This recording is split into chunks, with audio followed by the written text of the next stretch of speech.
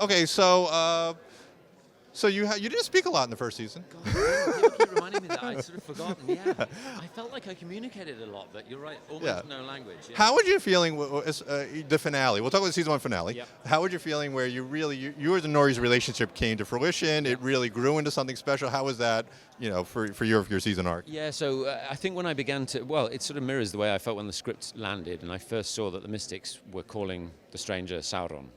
And at that point, I was like, whoa, I'm going to play Sauron. Wow, this is big.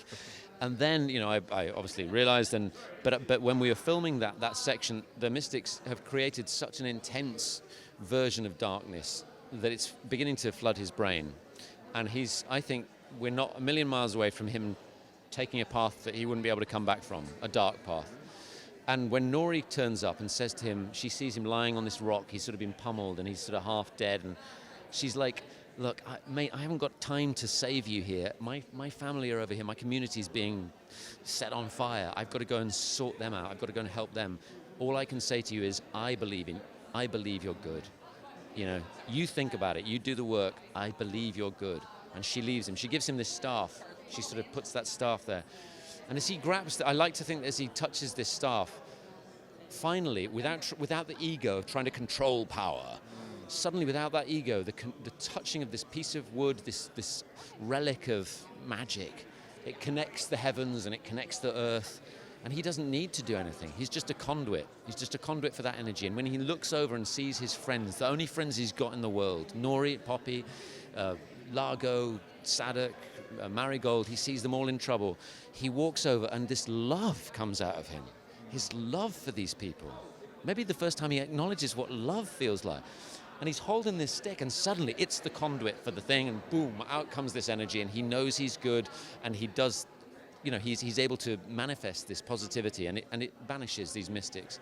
So for me, those moments were really, really vital for him to understand the path that he's going on from here, and that's why, from my part, that epic sort of climax of season 1 was so momentous. Now, it looks like you're going on a buddy road trip. Oh, yeah. Yeah, obviously we set that out, so it's not a spoiler. Yeah. How is it for you, season 2, now exploring a new, an evolved relationship with Nori? Yeah, and I think what was lovely for me was that we got a chance to do some of the things that we hadn't had the chance to do. So, we thought about names, we thought about origin, we thought about sharing information about our histories, and the kind of conversations that when you're on a buddy, if you imagine going on a long road trip, the kind of things you might talk about as the hours sidle past. You might have hours of silence, and then suddenly somebody comes up with something, you get into a conversation. That kind of relationship was fantastic, because what I feel about Nori and the stranger, is that their relationship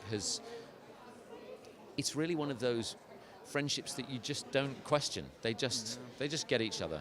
They just are friends. And they're always going to be friends. And it gave us such that we could relax into that on this journey, just trudging off together, through the ever hotter environments, the ever more difficult environments. But they trust each other. They got each other's back, and it was a joy to film.